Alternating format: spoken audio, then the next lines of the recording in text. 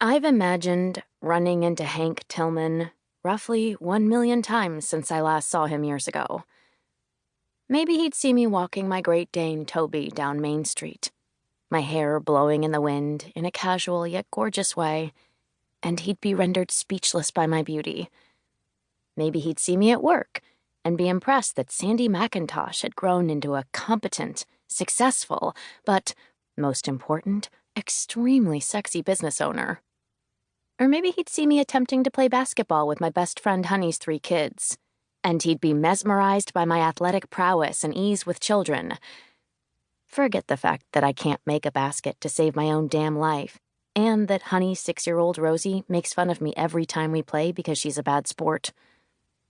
But never, in any of my wild imaginings, did I picture our reunion happening in the soda aisle of Tillman's grocery, with me covered in dirt, my hair twisted into a messy, lopsided bun, and the Santana Rob Thomas song Smooth playing softly through the grocery store speakers. "Hey, Sandy," he says casually, as if we see each other every day. In reality, the last time I saw his face in person was a lifetime ago, right after a kiss I wish I could forget. And what a face it was. And is.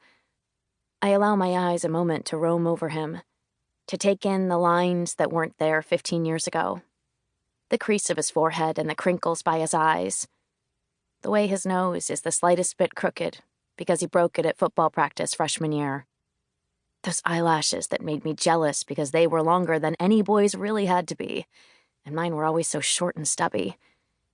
I have the desire to reach my hand out and touch his face, to run my fingers over the topography there and see what's changed. His eyes dart over my face like he's doing the same thing, and I look away quickly. I'm covered in dirt because, well, I've been in the dirt all day, installing a new garden for a client. I only ran to the store because my employee, Marcia, has a monstrous Diet Coke addiction and gets twitchy if I don't keep the mini fridge at the greenhouse stocked. I try not to wonder what he thinks of how I've changed. I don't exactly make myself easy to find. I use social media like anyone else, but mostly to keep up with everyone who moved out of Baileyville, or to like the constant stream of kid photos that Honey posts. I keep my personal updates minimal and focus on pictures of gardens and flowers. Scrolling through my feeds won't turn up a single selfie.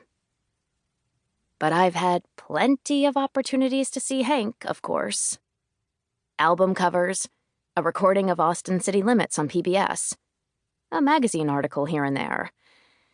Because Hank Tillman became what he always said he'd be, a musician. I try not to look at that stuff because I try not to live in the past. Try not to think about all the things I said I'd be back then, back when we were 17 and stupid and so in love. "Hey, Hank," I almost whisper, willing myself to look anywhere but at him. I glance at the root beer and the orange soda, but I look back at him as he sticks his hands in his pockets. My eyes dart to his arms sticking out below the rolled-up sleeves of his faded red flannel shirt.